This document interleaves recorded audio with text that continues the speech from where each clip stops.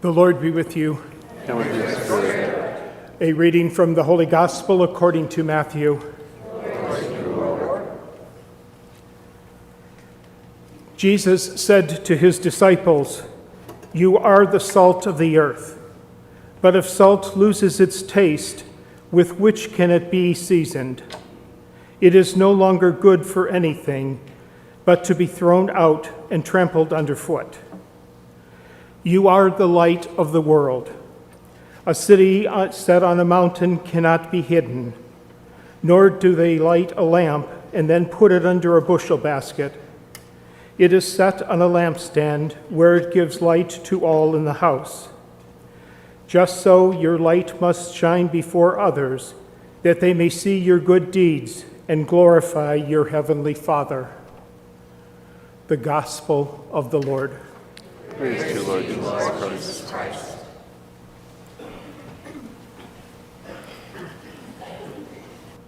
Share your bread with the hungry.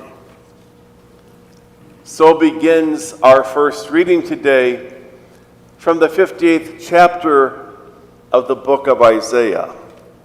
Isaiah gives us a warm-up for Lent. And Isaiah 58 is worth taking a look at in preparation for Lent, which is not that far off. Yet Isaiah's words endure much longer than simply one season of our year. Isaiah speaks of sharing bread with the hungry, not giving bread away, not dropping off some canned goods or writing a check. The difference is significant. Sharing our bread suggests a communal experience. Sharing implies a common table. Sharing implies prayer and conversation, and shared prayer and conversation leads to understanding reality from the point of view of the poor and the outcast. I think after 19 years, you know me well enough that I'm not one to spiritualize the plight of the hungry or homeless or vulnerable people, especially when it's this cold out. Yet there is something to the spiritual reality that reminds us that this is also us. We can be well fed and still be hungry. We can have a comfortable home and still feel restless. We can appear to be whole and still walk around with open wounds within us.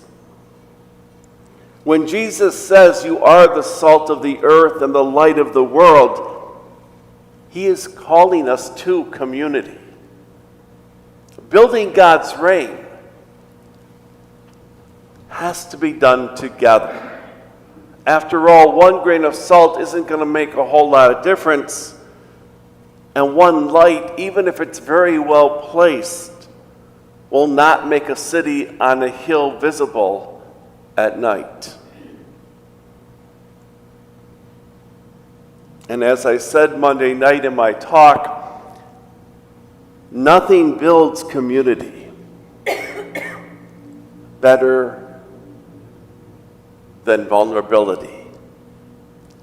Taking the risk of being vulnerable before others, placing our faults, our mistakes, our struggles, and our failures out there, and discovering not judgment, but understanding and acceptance and support and prayer. Is that easy? Of course not. It's not easy at all. It's not easy to be vulnerable nor is it easy to receive the pain of another. Community is necessarily messy, and there's always going to be people who rub us the wrong way.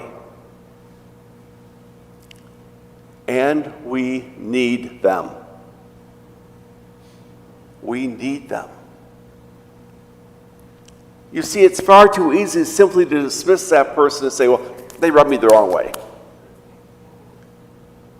We need to take it the next step. Why do they rub me the wrong way? Odds are pretty high they rub me the wrong way because they remind me of some part of myself that I don't like and I don't want to look at and I don't want to acknowledge.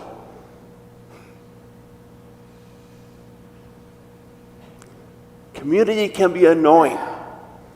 It can be dull. It can be exasperating, and it can break your heart. And yet hope persists in a community that is grounded in the love of God who transcends all. At the core of congregational life is fellowship, the search for the holy and building the reign of God together.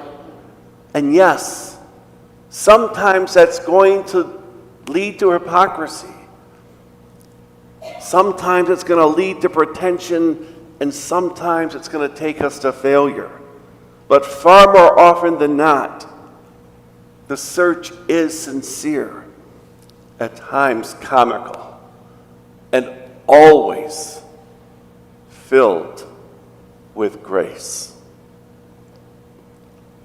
Jesus invites us into a communal movement. He does not offer a methodology for individual salvation any more than we can be the light of the world all by ourselves.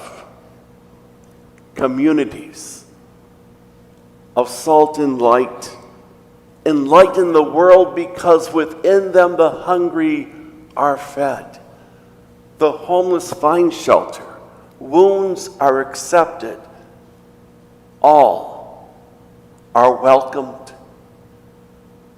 even you and me.